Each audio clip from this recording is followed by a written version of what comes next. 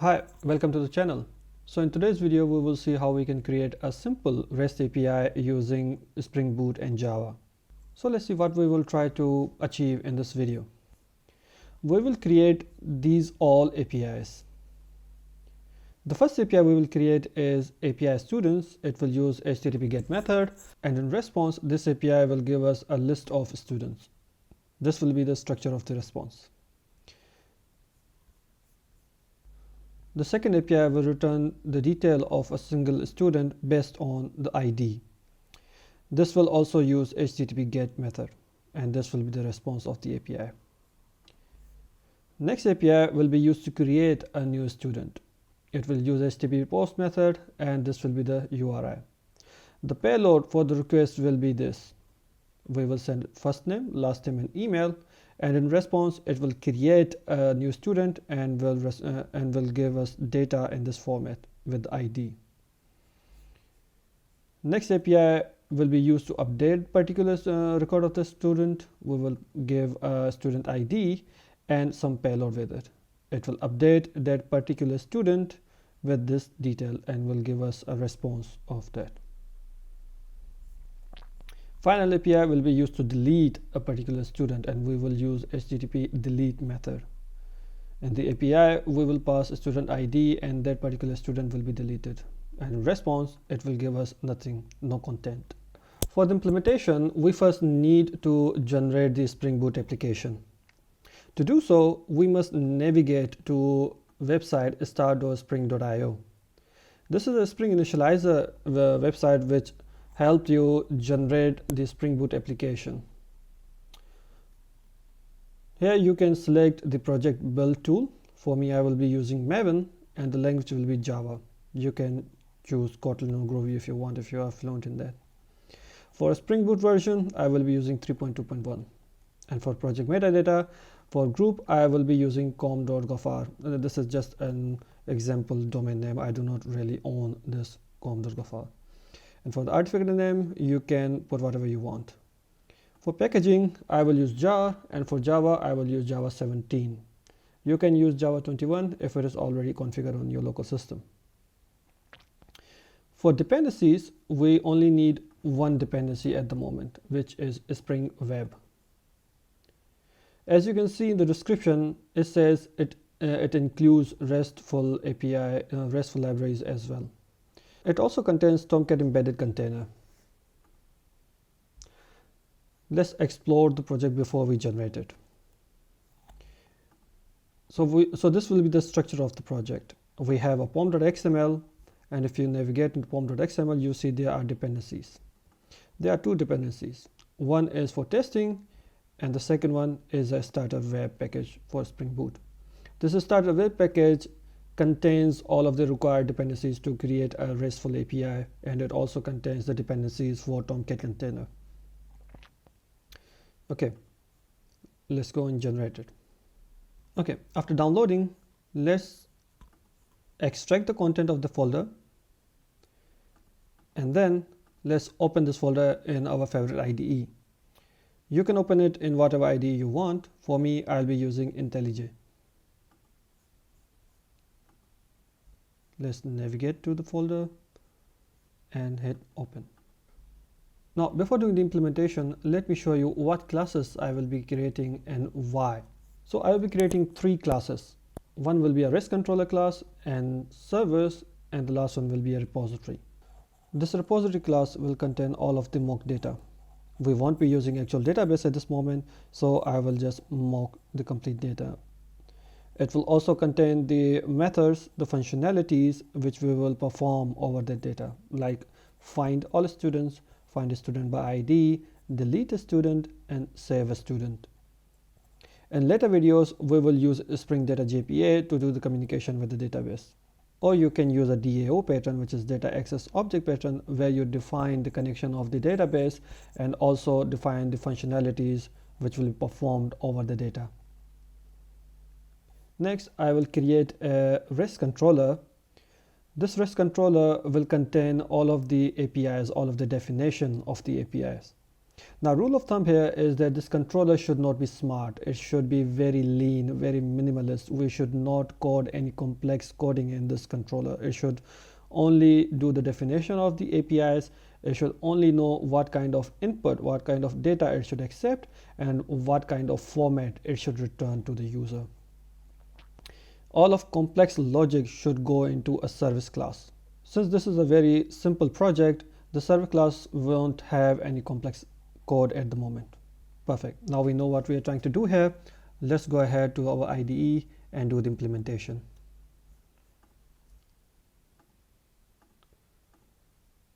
As you can see, we have this package by default, and we have one class already constructed.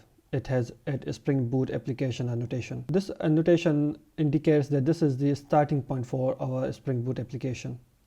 You can just go ahead and run the project to make sure everything is working fine. As you can see, the project is started and it is running on port 8080. Let me go ahead and create some packages. The first package I would create is API. And inside API, I will create two more packages. One is controller, and second is DTO. This DTO will be under API. Why I have created these two packages? Because we will be creating an API. That's why I like my API to be under package name API. And under API, we have this controller package where all of our API controllers will reside. And this DTO means data transfer object. This package will contain all of the DTOs which we will use in our API. For example, the response we will get from an API is a format of a DTO. We will create a Java object which will have these all fields. So when an API returns the data, we will simply return that DTO, and that will be translated into the JSON format and served to the user.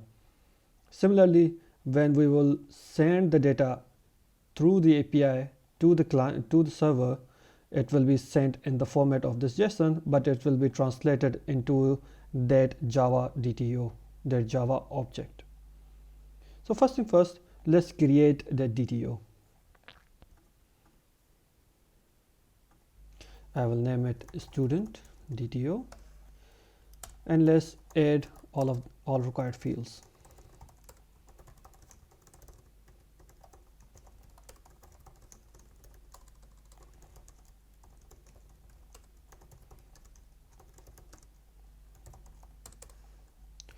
Let's create all OR constructor and one no OR constructor, and also let's create some getter and setters. Now that we have DTO, let's go ahead and create our first controller, which will be called student controller. At this point, Spring doesn't know about this class, and Spring won't manage any life cycle of this class as well. So we first need to tell Spring that, hey, take control of this class. You will be the responsible for the life cycle, for the creation and for the creation and management of this class. To do so, we can add component annotation. As soon as we add a component annotation over this controller, over this class, Spring will take the charge of this class. The minimum annotation which Spring needs is add component. As soon as you put this annotation on any class, that class will be managed by Spring itself. The life cycle of the object will be managed by Spring itself. But this component is a very generic annotation. We are actually trying to make a controller. So what we will do is we will actually have a specialized annotation which is called controller. Now if you open this controller annotation, you see it already has a component annotation in it. So this is basically an alias of it. Now as soon as we add a controller annotation, this is very generalized. This is a very general annotation, which means this controller can send an HTML page as well as a JSON as well as XML. So it can send lot of things. It can serve a lot of things, right? But in our case, we are trying to create an API. We are trying to create a REST API, right? To do so, we will add another specialized annotation, which is REST controller annotation. Now, if you open this annotation, you see there is a controller annotation as well as a response body annotation. Now, this annotation tells Spring that, hey, Spring, do not treat especially the response of the API. Whatever the response API gives, just put the response as it is on the HTTP response body. There's no need to treat it in a special way. It won't be an HTML page or something. Now let's create our first API, which is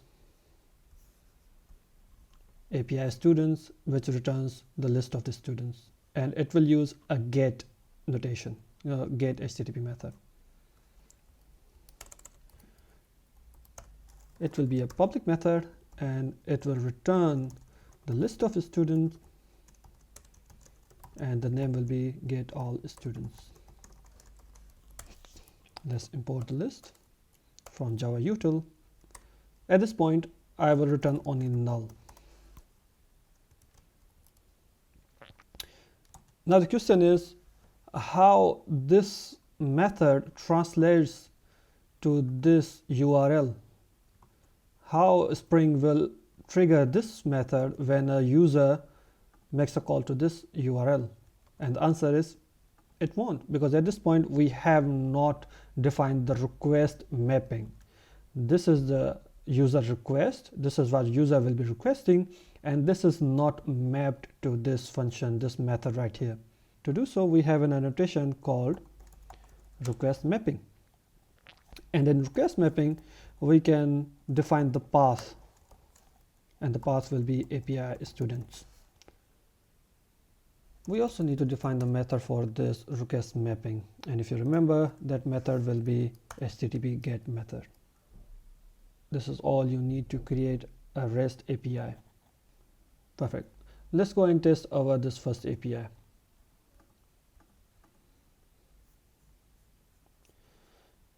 Project is running on port 8080. Let me open Postman. We will be using HTTP get method, and the URL will be localhost 8080 API students. Let's hit send, and as you can see, status is 200. Okay, and we got no data because we are returning null at the moment. Nice. So let's go ahead and create the mock data and serve that mock data via this API. Since this says get all students, so we will return all of the mock students data. If you remember, we will put our mock data in a repository class. So for that, I will create one mock package, and I will name it repository. You can name it whatever you want, and this repository package is out of the API package, because this repository and service can be used in other APIs or in other part of the project as well. So I like to put it outside the API package. And in this package, I will create a class named student repository. Now, as before, when we marked this student class as a REST controller, we need to add an annotation over this repository class as well, so that Spring takes charge over the lifecycle of the object. We can put a component annotation, which is very generic, but we also have a specialized annotation for such classes, which is repository. If you open this annotation, you will see it is basically just a wrapper around a component. So it is just an alias of a component. But this makes it easy in reading that this class is a repository class. Next, I will create a list of the student DTO, and I will create a no-R constructor and initialize it in constructor.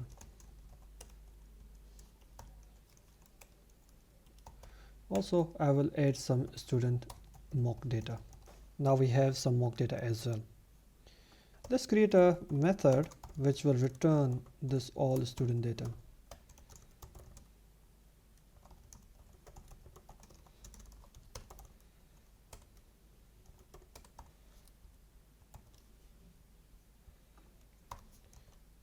Now we have a method which will return the whole list, the whole mock student data. What we can do now is we can use this repository class inside our student controller, like so.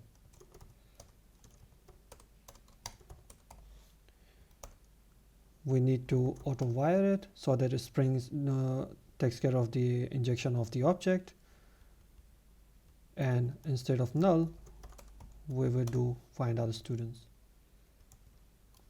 Now let's rerun the project.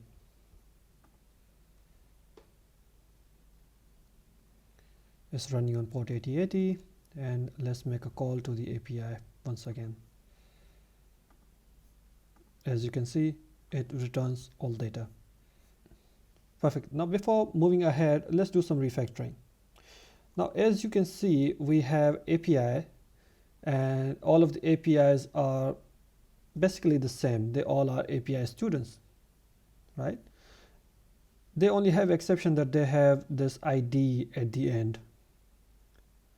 So what we can do is we can take this first part of the API and put it on class level, like so, request mapping students. And there is no need to put this API URL in every method now. Now, instead of this request mapping being used just for the get method, we actually have a specialized annotation for it as well, which is called get mapping. Now, whenever a user makes a call to this API student and it uses get mapping as an HTTP method, this method will be called. Right. Now let's move ahead to our next API, which is API students with an ID. And we will use HTTP get method, and this will return the detail of that single student. To do so, let's copy this method. Let's change the name of it, student by ID, and this will accept the ID. Of course, we have not written the method yet, which returns the single student based on the ID. So let's do that. Let's create a method called public, and it will return a single student, DTO, and the name of the method will be find student by ID. This will take an ID and return the student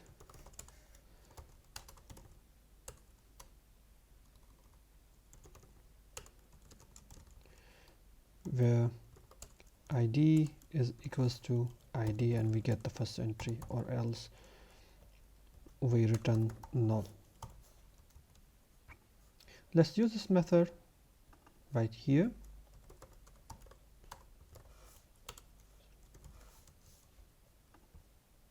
Perfect.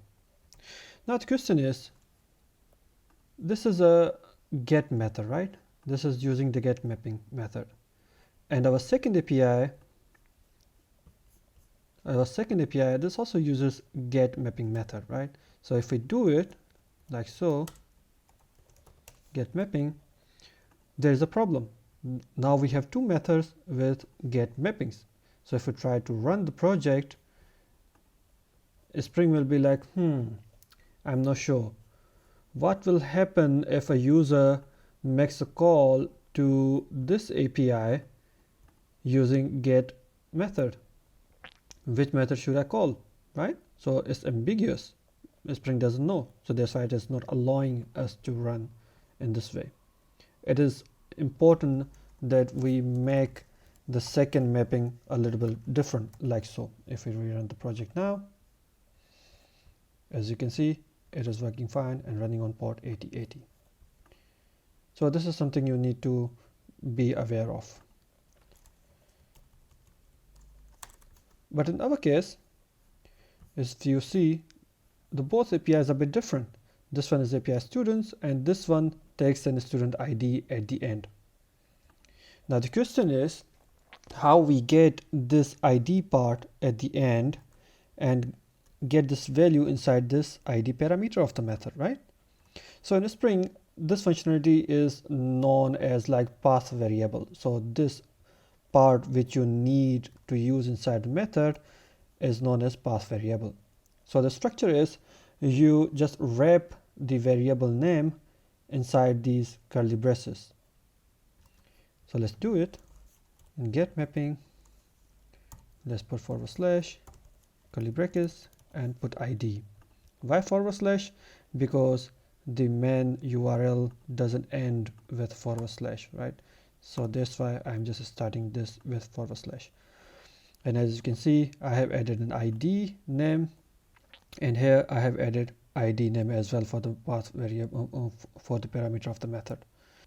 Next, we need to tell the Spring that, hey, this parameter will get value from this path variable, right? So we need to add one more annotation, which is path variable.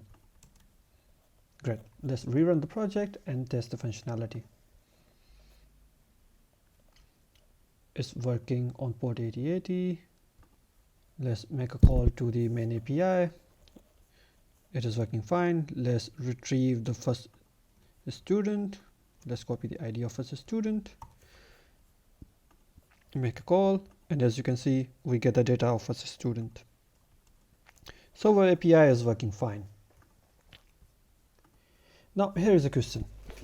What if I change the name of this, let's say XYZ?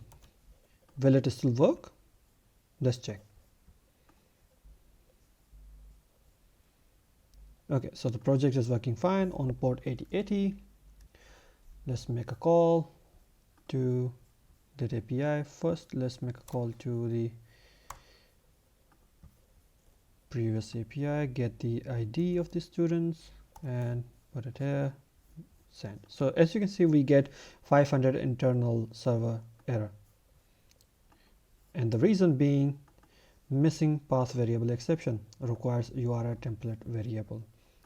It's basically saying that, hey, you have named it XYZ, but I do not find any parameter named XYZ. In this case, you have to explicitly mention the name XYZ or whatever you have added. Let's rerun the project. Running fine on port 8080. Let's get the student ID. Paste and send, and just working fine. Perfect. I will just revert it back to ID because I don't want to explicitly mention the password. Let's move ahead and implement our third API, which is a post API, and the responsibility is to create a new record inside the students list. In the process, we will send the data of new student in this format, and it shall return us the data of new student in this format with an ID. Perfect. So let's go ahead and create it. Let's create a public method. It will return a student DTO, and let's call it save new student. Now, for the parameter of this new method, we will add student DTO. Why student DTO? If you look closely, you will see that this structure actually has first name, last name, and email. And if you see in student DTO, we also have first name, last name, and email. They are all exactly written in the same fashion.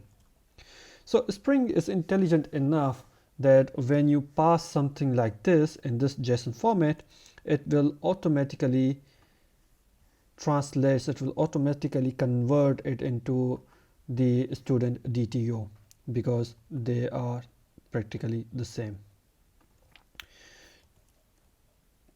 To tell Spring that, hey, when we send a payload like this, translate it into the object of student DTO, we need to add one more annotation, which is request body. This way, Spring will convert whatever we send in this format and will try to map it on this class and create an object and pass it. Perfect.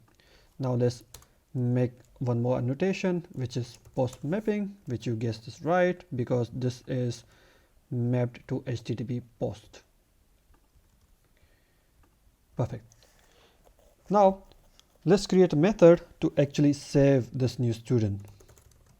So student repository, and the method will be save. Let's pass student.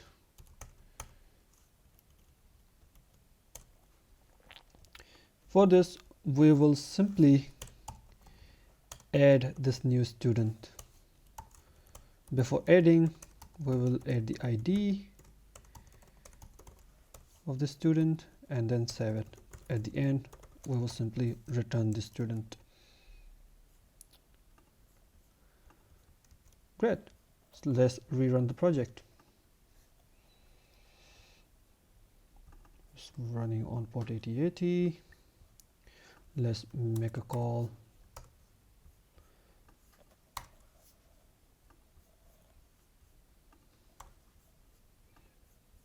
We get the list of students and we want to copy this structure because we want this structure. I can write it manually, but it will take time. So go to body, in raw, we select JSON, paste it here, remove ID because it will be automatically generated. The name of the new student will be Sadiq and last name will be Odo, and you can put whatever you want for email.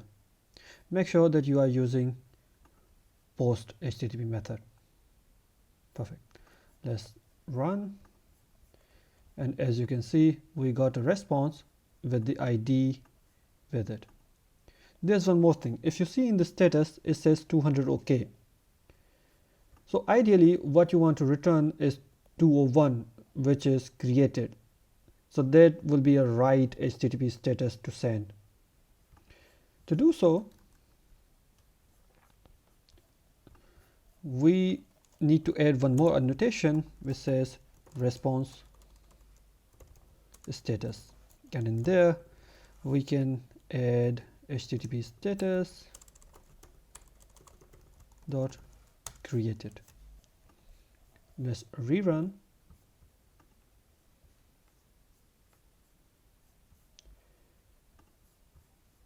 And let's create this user again. As you can see, user is created and it says status 201 created. Let's get all students data just to be sure that it is added. At the bottom you can see we have this new student data record added. Great.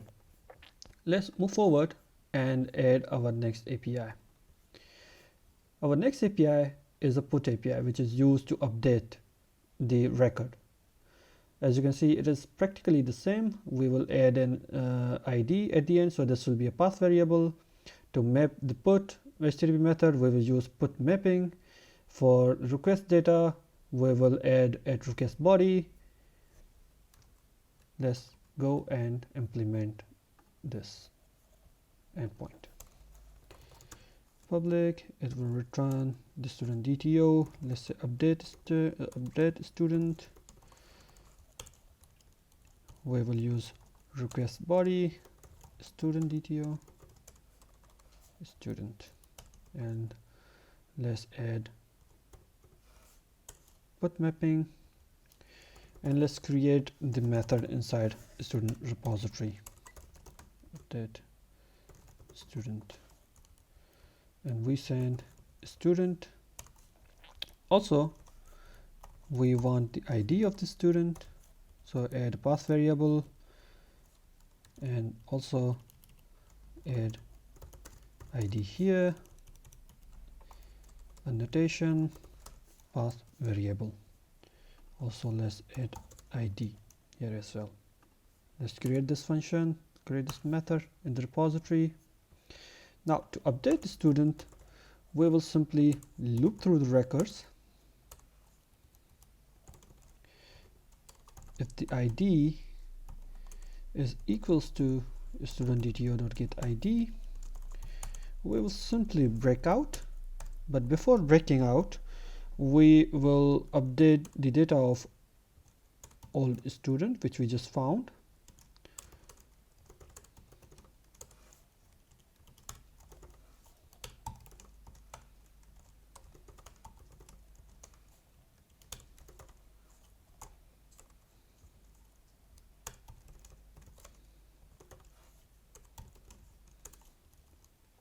And at the end, we just return the student because we have already saved it. So we just return whatever we get here. Before that, we add the ID if we want. Student dot set ID, like so. Perfect. Of course, we don't want to return at the end of the loop, but at the end of the method. And let's move here as well. Perfect. Now let's test this functionality. Rerun the project. It's running. Let's get all the students first. We got all the students. Let's update our first student.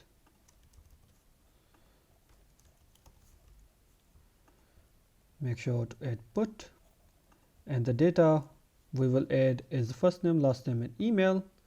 First name will be Sadiq, Odo, and the email will be this. So it should update our this student record. Updated, it has returned the updated data. Let's make a call to previous API to make sure everything is updated. Okay, so the first entry has the updated data and there is no other student with the name Abdul. Perfect. So this API is working fine. Now let's move ahead and create our next API, which is a delete API. The responsibility of this API is to delete that particular student.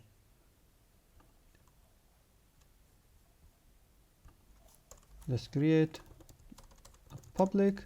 It will return nothing, so it will be void, and we say delete student.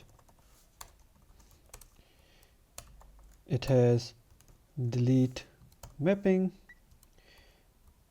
and also we will be sending the student ID as a path variable. So we add a path variable here. Nice. Let's create the method for the delete student, and name of the method will be delete student, and we pass ID of the student. Great. So what we will do to remove a student is that we filter out that particular student with the ID, and we return the remaining students and assign it to the students list. Since this is a mock and we do not have much data, so this approach is fine at the moment. The main task is to teach you how to create a REST endpoint, and that's what we are doing. Students stream. Let's filter dot get ID dot equals ID,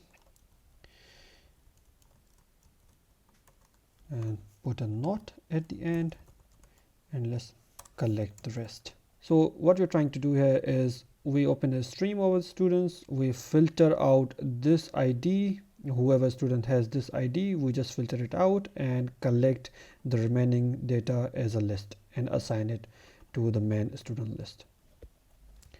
Great. Now let's test this functionality.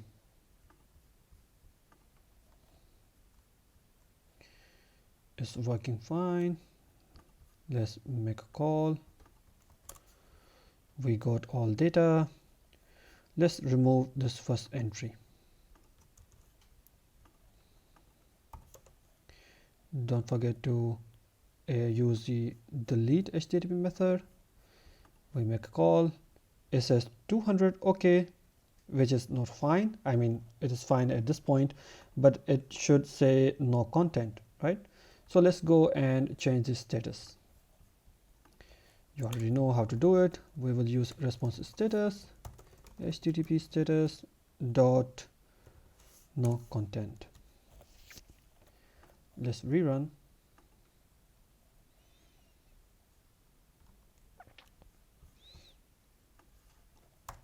Retrieve all students. Let's remove the first student using delete HTTP method. Now it says 204 no content.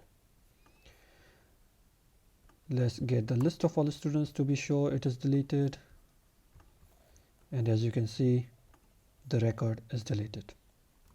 Now the question is that we wanted to use a service class as well, right? But we actually didn't use it.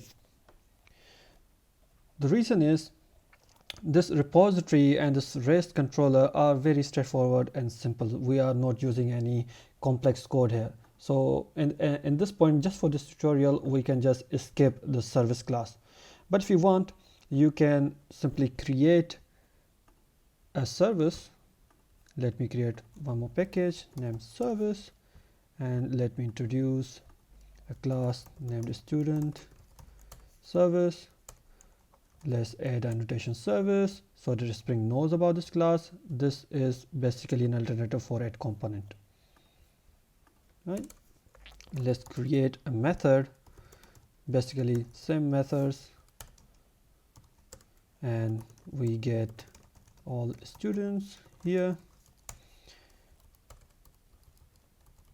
Let's import this list.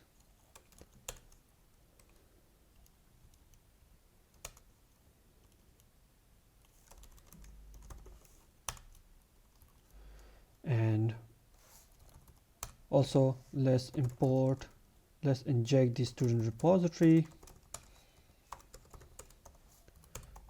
add auto wire so that Spring does the injection, dependency injection, and let's return this student repository, find all the students. Now the rule of thumb here is that why do we use this service layer, right? It is because, let's say in real projects you won't be doing just one thing. It is possible that this function is a bit complex and this is making a call to another API, another microservice, and after getting the data you are doing some complex operations over it and transforming the data, and at the end you are returning the final result, right? And these complex operations should not be done on this controller level. They always be on service level. Controller should not know about these complex operations at all, right? So that's the reason we use service classes. But for this tutorial, let's go ahead and create rest of the methods and use service class just to show you how we can use the services as well. Okay, we have created a student service. Now let's remove it and we use the student service instead of student repository.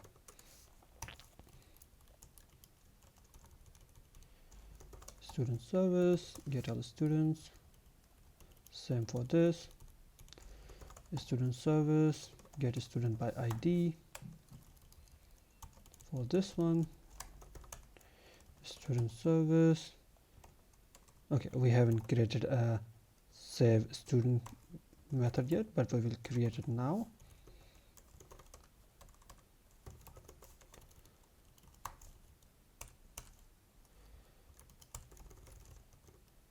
Student repository, the save, and we add a student. Great. For update, we have student service dot update ID and student. For delete, we use student service, delete a student, and we pass ID. So as you can see, now we are using service, and all of the complex logics and code will move to service layer, and the service layer will use our student repository, which then can connect to the database and provide you all required data. Let's rerun the project after these changes. It's compiled fine, running on port 8080. Let's make a call and we get the data. So yeah, I hope you enjoyed this tutorial. If you like it, then please subscribe to the channel and share it with your friends. See you in the next one. Bye.